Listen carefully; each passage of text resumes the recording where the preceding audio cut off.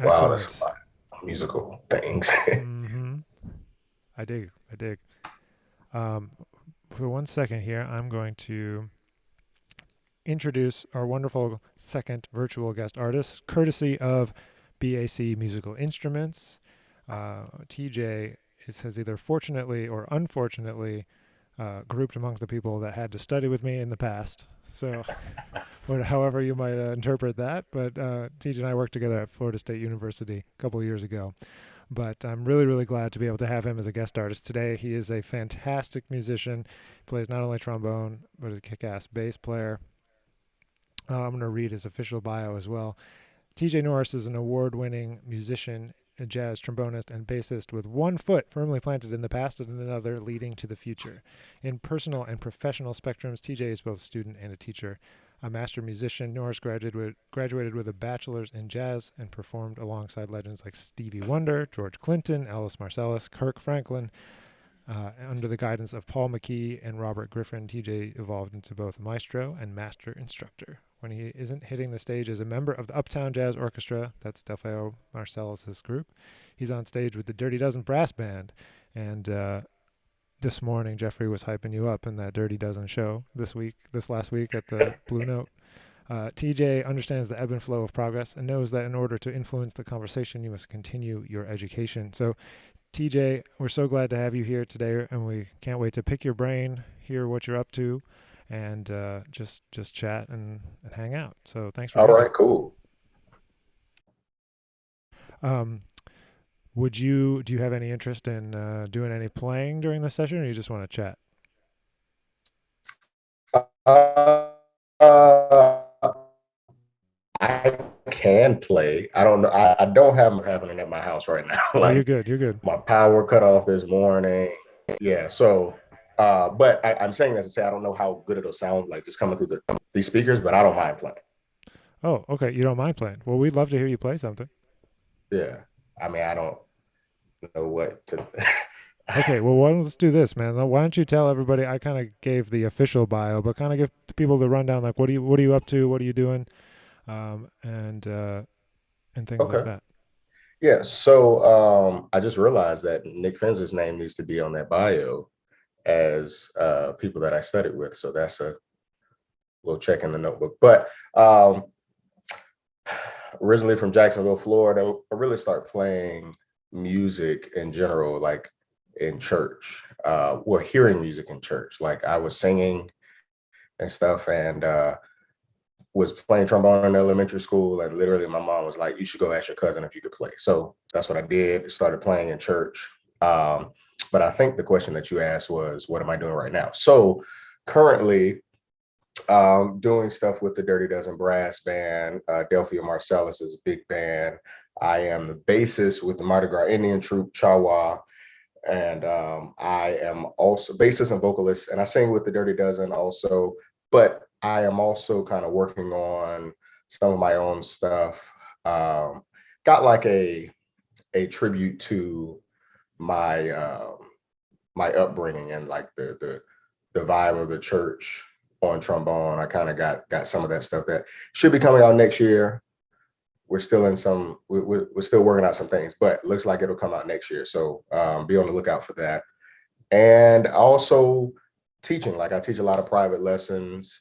Um, that really is a joy for me because I'm able to kind of share my concept of music, and it's a holistic concept. Like no, like I make people who say they can't sing, we're gonna sing anyway. I don't care how bad you think you sound. We're gonna. It's a holistic concept, and I really enjoy that. And I also enjoy like uh, uh, figuring out new ways to teach because I also realize that every student is not the same. And I mean, I say also realize that. I realized that when I was when I was a student, like, oh man, that doesn't work for me. I figure out a way to do that because working on it this way, I know Nick and I would talk a lot about articulation, and that was the thing. Like I was like, that doesn't work for me. I don't know how to do that. You know what I'm saying? But I truly, truly, truly, truly love figuring out new ways to help out students and my colleagues. Like, I mean, I'm like a music geek. Like, I really, really enjoy it and talking about it and figuring out different ways to get points across.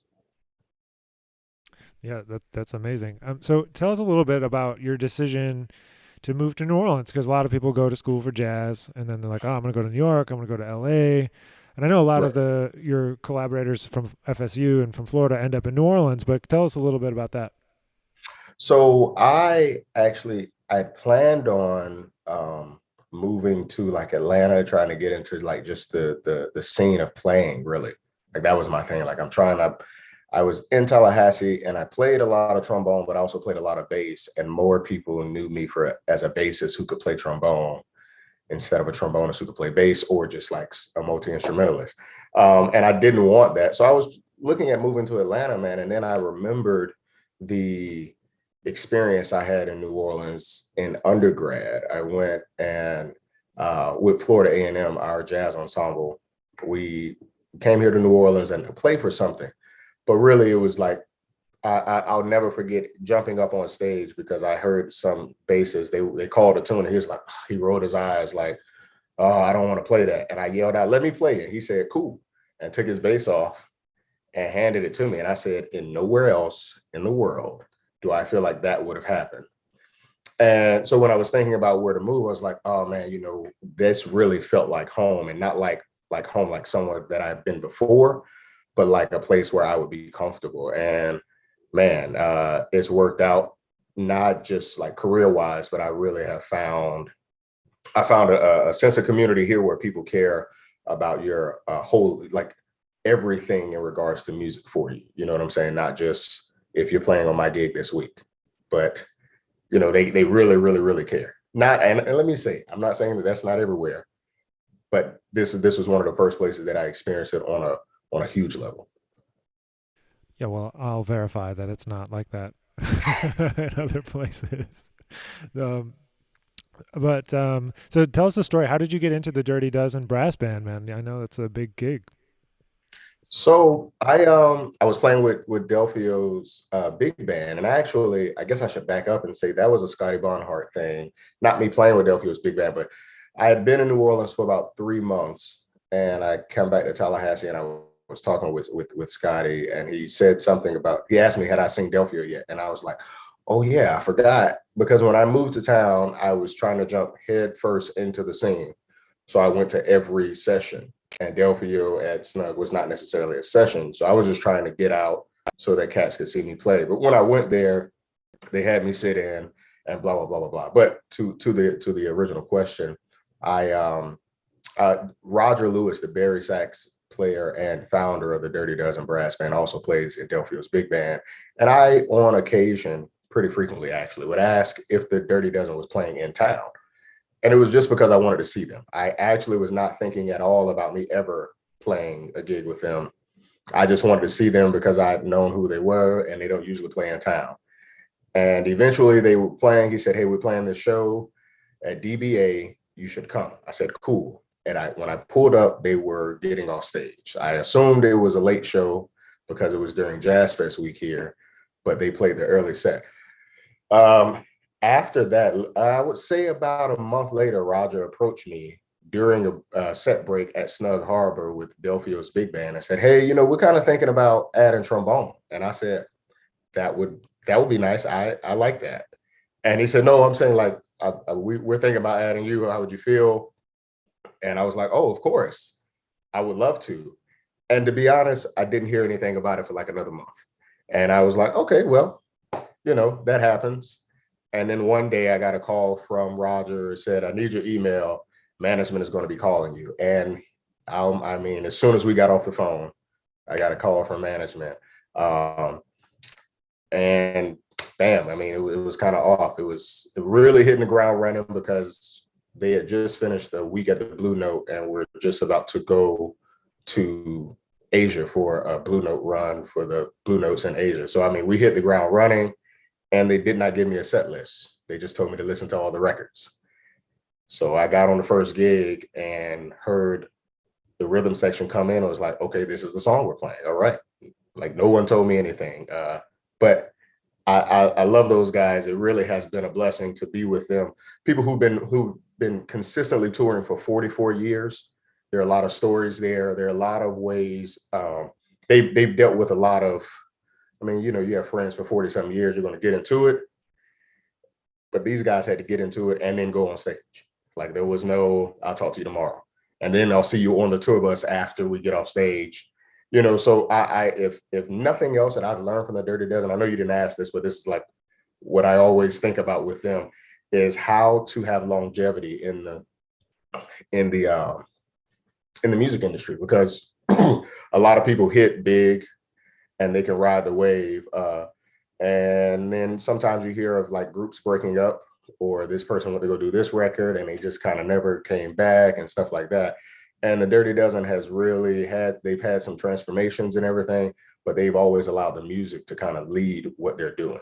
So feelings aside, all of that, they just kind of let the music do the talking. And that is a huge, I mean, man, I would have never thought like that. I was really thinking, you know, you're thinking about yourself and how you can keep growing. And then if you have some people with you, some people that you can take along with you, but they really, they're doing something special. And I'm grateful to still, you know, be a part of this. Are there any secrets you can share about how to keep that longevity? Any observations maybe? Yeah, I will actually say like one of the things that I found out was they don't say no to any song. Like if you join the band and you bring some music, let's play it. They don't shoot it down. And then even if it's not like, if it's not there, if it's not ready, if it isn't up to par, all right, we'll workshop it. Let's work it out. Let's see if it works. Like they actually put in, you know, put in some effort. And there have definitely been times where guys have brought in songs and we've worked on them for about 2 or 3 weeks and just realized, oh, this, you know, this doesn't work. That's cool. But what I'll say is that if nothing else, we've also learned how to work together and be creative. And I commend them because they're 20, 30 years my elders, and they are also finding ways to work with someone who was not born when they were, you know what I'm saying, when these guys were out and had kids. So I commend them also, like, you know what I'm saying? Sometimes you meet people who like, I've been doing this, I know what I'm doing. You know, they ask me my.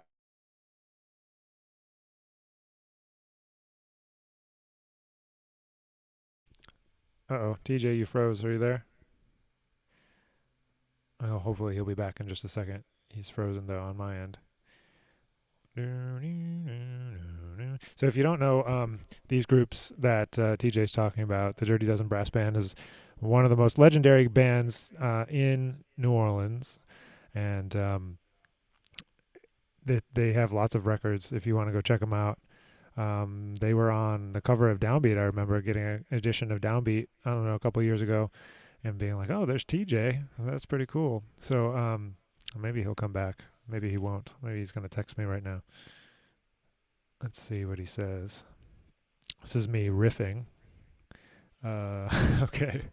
He'll probably come back in just a minute. But so as we're doing that, feel free to, if you were watching on the live stream, you can drop some questions for TJ when he gets back in here. About music, about life, about New Orleans. I'm sure he'll be happy to talk about all those things. I'm sure he'll be joining us again in a second here. But let's see. And not only is he was talking about, you know, creating the longevity within the music industry, you know, something that I like to talk to the artists about on my label that we advise is that nothing is ever kind of about only that one thing or only that one project. It's always about the longevity, the holistic picture of everything together, and thinking long term. Like, you know, like he's saying, like those guys are saying yes. You know, they're not being judgy. They're just making music, and they're just focused on doing that and kind of moving forward and keeping the train rolling, which is really important, I think. Let's see. Text him here and see if he's coming back. Yeah. Okay, there he is. Oh, Wyatt's here. Hi, Wyatt. TJ will be back in a minute, I'm sure. So let me take a moment, and I'll let you know what else is happening today as we move through the rest of Jazz Trombone Day 2021, our third annual event. Coming up in just a little bit. If you are watching this and you're floating around the campus, I know some people are in various places, but if you want to check out the the Conn Selmer booth, the exhibit. They are going to be open for another 15, 20 minutes or so. If you want to head over there, play some trombones. I know some people have found some nice instruments over there that they've been enjoying. So if you want to do that, they're in room 262. But if you're not on campus, I'm sorry that you can't go there. But for the rest of the day at 5 p.m. Central, we're going to have the Oklahoma State University Jazz Trombone Ensemble. They're going to be playing, directed by Paul Compton, fantastic trombonist, and I'm so glad that he's able to bring his students down. He hosted me up there a couple of years ago, and it's always great to see him and great to hear his students because he's an amazing pedagogue of the trombone. He gets those guys ripping, so we can't wait to hear them. And that's at 5 o'clock. And then at 6 o'clock, we're going to go ahead and take a little bit of a break for dinner and get set up for the concert. And tonight you're going to hear our UNT UTUBES. The UTUBES are led by Jack Courtwright, who you heard earlier. And I see TJ is back. As soon as he gets back online with his video, we'll continue our conversation. But Jack Courtwright is going to be leading the YouTubes, and you're going to hear from Ido again, Ido Meshulam, even more trombone playing than you heard before. And you're going to play a tune together. And unfortunately, I just learned, and I'm going to, while we're doing this, take a moment, that I just got a few text messages from some friends just hearing that the great Slide Hampton passed away today. And I saw it from some trustworthy sources, so I'm assuming it's probably true. You know, a legend of the trombone. And if you don't know Slide and his music, please take a chance to do that. But we also lost this year Curtis Fuller back in the spring, and so we're actually going to do a tune off the record they did together. There's a two trombone record with Curtis and Slide, and I forget what it's called, but the tune we're playing is called. Or do you know? I know that record is because the tune is called Fuss Budget. I know that's the one we're playing. Yeah. Yeah, it's one of my favorite ones. Yeah. Okay, TJ's back. So we'll continue that, but we'll talk more about that later. I got to get TJ back on the screen for all of our streaming friends. Let's see. But there we go. Okay, now TJ's back. Okay, so we'll talk more about Slide Hampton later. But I don't remember where we left off, TJ. We were talking about longevity with the brass band, with Dirty Dozen. Yeah. So I was saying one of the big things was that they'll try anything, which some even myself, like there's just some things is like, nope, that won't work. They'll try anything, and some of it is worked. I mean, it really, really, really has worked well for them. And another thing is the guys, they really don't take it personal if someone, says, oh, well, I'm not really feeling that part of this song that we're trying to write. We just, okay, cool. What's next? Like, what do you think? And then sometimes people are like, I don't know. I just don't think that works. All right, cool. No one gets in their feelings. And I think that's really because they've been doing it for so long that they're able to trust each other in that regard. And it's great to be welcomed into that, that community. Yeah, man, that's so cool. I'm so glad you're able to do that.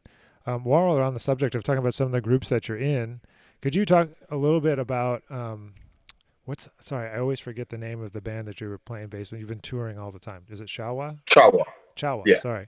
Could you talk a little bit about that band and kind of that New Orleans Mardi Gras Indian tradition? I don't know a lot, and I think a lot of people don't know that much about that whole culture. Yeah. So I'll start more kind of with the band. It is the band we're playing some of the historic historic Mardi Gras Indian tunes, and also merging them with funk, like the meters type vibe. But we're not doing anything that hadn't been done before. It was actually a group called the Wild Magnolias, and then another group called the Wild Chapatulas. And these were the meters, and the Neville brothers were pretty much the bands for those two groups. And then these guys were singing these Mardi Gras Indian songs that would kind of be, tambourine and guys chanting. And it's really, really, really kind of crazy how similar it is to some of the like Southern Baptist church things when there's no chordal instrument, when it's just percussion and voices. And it's kind of like that, but also my understanding of the Mardi Gras Indian tradition comes from the Native Americans who were helping the enslaved and freed Black folks in Louisiana and New Orleans and in the swamp areas, helping them, kind of escape, but also helping them kind of, I guess, teaching them certain ways and getting people back up on their feet. And so what you'll see during carnival season and close up to Mardi Gras St. Joseph's Night is that the Mardi Gras Indian troops will come in these headdresses, and I mean this full on. And okay, make sure I'm still there. Okay, cool. They have the full costume on, and what is amazing about it is everything that you see is handmade. These guys are not going to a store. They are, and a lot of their songs talk about needle and thread and sewing all night long. I'm the prettiest king with the biggest crown. These guys are talking about it like this because they're literally hand making this all year long. And I have seen it done. And it is also it's crazy how fast they get with the needle and thread, because each one of those things, you see the big design like this, if this was an Indian suit, this would all be beads. This would all be beads. All of these would be beads. And it's one little tiny bead. And they're just going through sewing. So we have done, like I say, what the Wild Magnolias and the Watchtower UTUBES done. And they took the Mardi Gras Indians and put them with the rhythm section and put them with the group. And we start putting these songs and performing these songs with, electric instruments and things like that. We also, as a result, obviously start writing our own things to go along with the tradition. The beautiful thing about Chawa is that we have guys, I'm not from New Orleans, but we have guys who are deeply rooted in the tradition. The lead singer, Second Chief Joseph Boudreaux, his father, Big Chief Monk Boudreaux, was right along with Big Chief Bo Dallas with the Wild Magnolias. I mean, really the first Mardi Gras Indian troupe to travel the world, showing the world this music, and his son is leading it right now. It is actually pretty crazy also how deep this the tradition goes, because we also have a trumpet player who I can't remember the name of the crew that he is a part of, but our trumpet player is also in something that it's along the lines of the Mardi Gras Indian tradition. And I mean, it kind of branches out. It really is amazing and beautiful. And it's also beautiful that these guys share their music, and the music is great. I mean, it really is at a high level. Even when if you walk down the street and you see some Indians, you're going to have a great time. You might as well just sit there and wait. If you feel like they're going to come out, trust me, you don't want to move. Just like when people come down here and they see a second line striking up and they're going to stop whatever they're doing, it's the same type of thing. Thank you for talking about that. I've always been kind of fascinated, and I never got a chance yet to really dig into it. So Right. There's a couple questions for some of the people here. Maybe is that okay if I go into some questions? By all means, yeah. Yeah. I love So one of my students, Jackson, was asking if you, let's see, I'll read it. I'm wondering if you expand on how music is taught and learned in New Orleans. You were mentioning the way you had to kind of learn all the dozen music, and he's asking, is it kind of by ear, by rote, charts, no charts? What's the vibe? So in New Orleans, in the Dirty Dozen, there's definitely no charts. It's like, listen to the record. We've actually, funny enough, kind of, talked to the guys and be like, yo, that's not how y'all played it on that record. And they're like, oh yeah, we're not playing it like that no more. This is how we're doing it now. Like, okay, cool. But just in New Orleans, it definitely is the art form is an oral art. Like everyone is listening to it and doing it. But there's also a strong history of, like people writing tunes and writing out parts. James Black would write these tunes out. And I was just like, oh my gosh, the fact that you wrote this for a trombone, like really, that is amazing. Oh my God, I don't even want to think about it. Like there is a huge, I guess I should say that it's perfectly balanced, because a lot of the things that happen here are going to be by ear, but at the same time, you're going to get calls to play those same things, and they're written, very specific for a very specific arrangement. But you also got to know what is usually played so that we insert this here. Oh yeah, man, I didn't know how to write that. So, the thing that y'all play when we get to this, make sure you also play that too. It's a really nice balance, but it keeps you on your toes too. I mean, you can't ever get comfortable. I mean, really, I've been in sessions where we're like, oh, we're playing Lil Liza. Oh, cool, no problem. And then we open the book. It's like, okay, this is Lil Liza arranged by so and so, and we have all of that. All right, cool. But I here, like I say, it's perfectly balanced in a way to where also, no matter which way you want to go, like I know a lot of the guys and that play on the street, a lot of the trombone players, you'd be surprised to hear that they are like great readers, but they don't ever have to do it until until someone can't make a gig or something like that, and then you call them in and you're like, oh man, bro, okay. So yeah, I mean, it's really perfectly balanced. I keep saying that because I'm thinking about people like that have surprised me on both ends of the spectrum, and realizing that, oh man, I mean, it's just what these guys are used to. What about in terms of the way you teach and other people teach, beginners or younger players? Is it a kind of is there a certain kind of approach? So I teach depending on where someone is. Like I haven't taught someone from like day one trombone, but I have taught someone as like month one. He had been playing for a month, but this student had actually learned like 6 major scales by ear. So he had no idea what notes he was playing. He just knew the major scale. So I was teaching, okay, I'm going to take the fact that you have a good ear, and then we're gonna teach you what it is that you're already hearing. So that's a way that I learned. Also, I was playing, like I said, I was playing in church, and then I got into school and was like, oh, that's what that is. Okay, cool. I've been doing that for a while. I've been hearing my cousins play that on organ for like 6 years. Like, cool, yeah. So that's a way that I teach. A lot of the people here also teach that like similar. And really, the big thing that I found here is a lot of people are on transcriptions, and not 100% like writing down the transcription, but playing the transcription, being able to play it as close to whomever it is. If it's a JJ transcription, like being able to play that as close to the way JJ would as possible, and then playing it your own way. Like, let me hear you play this exact same thing, but that scoop that JJ would put there that you wouldn't, don't do it. Let me hear you play it like you. Yeah, I mean, I've seen a couple of guys do that at Noka, and it was very intriguing. It made me like check myself. Like, oh, I don't know if I can do that. Like, that's hard. At one point, you could. I remember. I remember. I have another question here.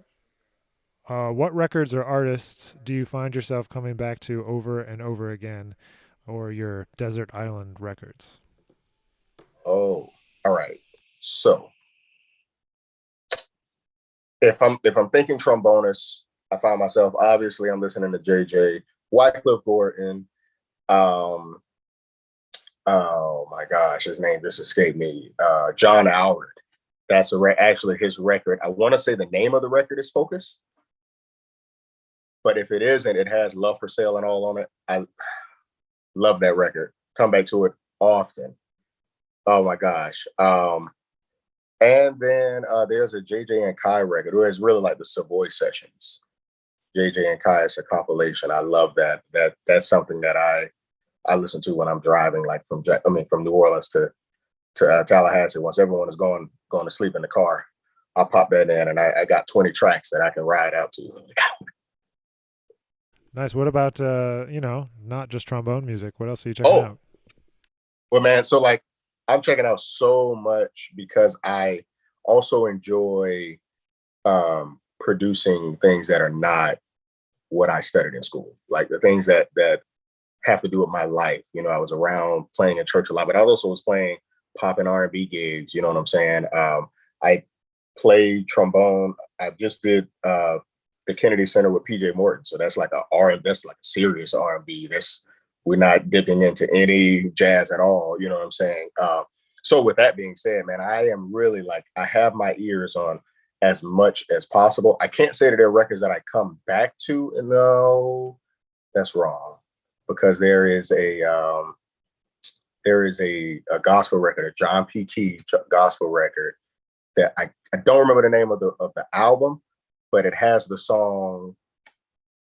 Um, it's called "I Believe," and there's a trombone solo in it. And I want to say it's one of the trombone players from like the United House of Prayer. But I remember listening to that when I was young, when I was starting to play trombone, but not really serious about it. Like I was playing in school, so it was just beginning band, something to do.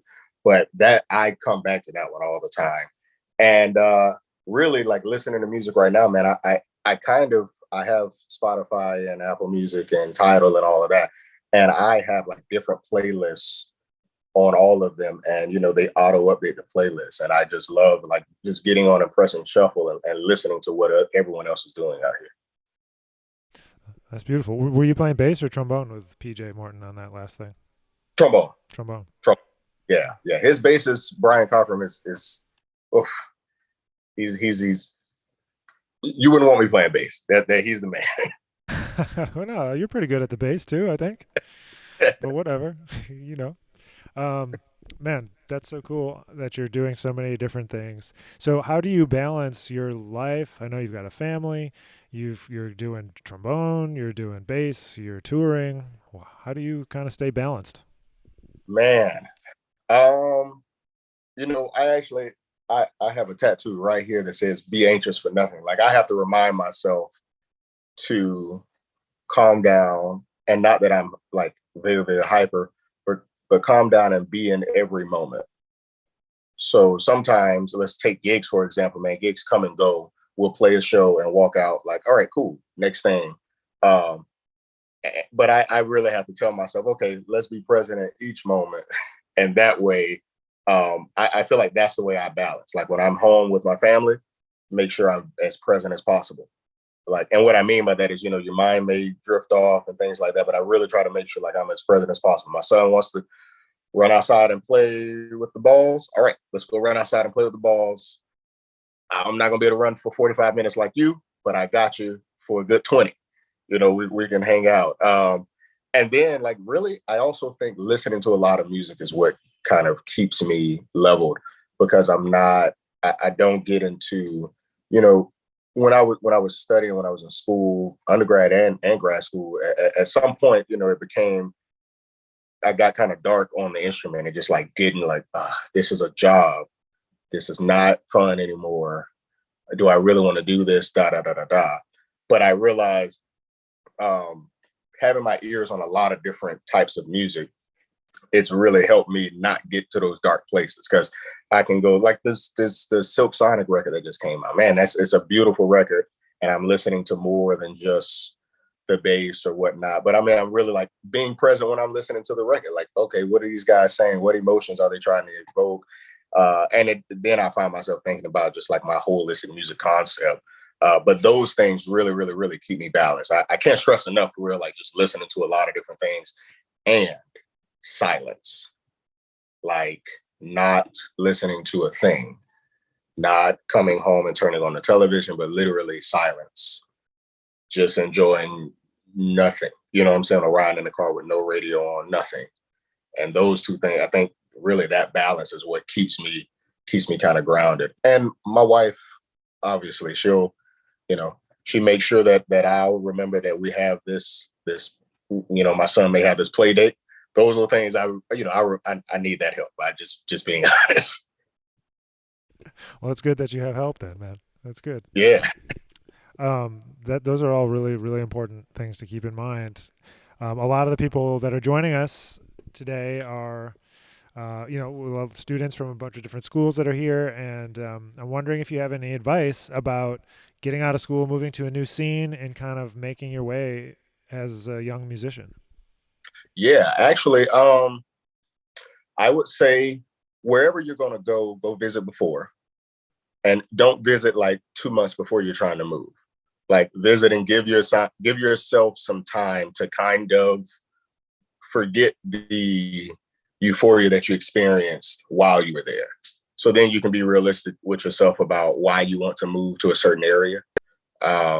It's just like when people tell me that they're graduating undergrad and they're going to go to grad school, and I ask them why. And sometimes people say, well, I don't have anything else to do. Okay. I don't know if that's necessarily the best reason to go back to school, but okay. So I tell people to be honest with themselves. So be honest with yourself about why you want to move. So that's why I say go out there a few, like 6 months before, 7 or 8 months before you want to move. Stay out there for a week. If you can do 2 weeks, cool. See the scene and meet as many people as you can. You don't necessarily have to tell people that you're actually about to move. I didn't when I came here, but I just met people and stayed in contact.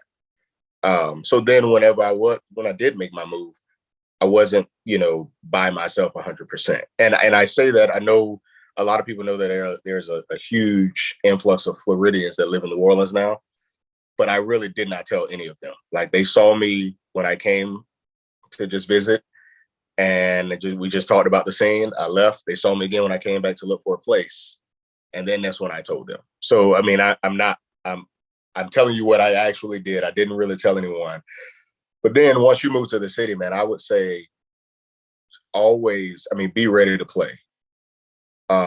I didn't go into depth about the Delphio gig, but honestly, the way I got on the gig was somebody was running late because of an accident on I-10. And it was like, can you read? I said, yes. And I read the first set. And then we went on break.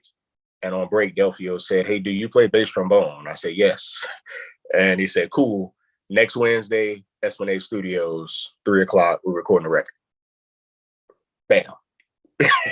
Like, all right, cool. But, you got to be ready to play. And what I mean by that is like mentally be ready to play. Like, it could really happen like that. Most times we go to a place where like, all right, I'm going to call this tune and I'm going to be ready to play on that. I didn't have that. They were like, can you read the charts? Here's book one. Like, okay, here we go. So be ready to play. And I don't know. It depends on where you go, obviously. But like if someone was to come down here to New Orleans, man, I would be out every night. Every night, be out. You want people to know your face. Even if you don't play, you want people to know your face. So then whenever you do play, they're like, oh, I know that guy. Well, I know that girl. I've been seeing her. Yeah, she plays trumpet. Yeah. I know who, you know what I'm saying? Things like that. Like be out all the time, because a lot of musicians, especially those who tour a lot, we kind of suffer sometimes with missing gigs because of out of sight, out of mind. And it's that same concept, except no one knows your name yet. You just want to be the face that everyone sees. For sure. That's great advice. That happened to me in New York when I was busy touring. And then all of a sudden, nobody calls because you're not there, even though you are there. I had something that I was going to ask you, and now it just totally flew out of my mind in this moment.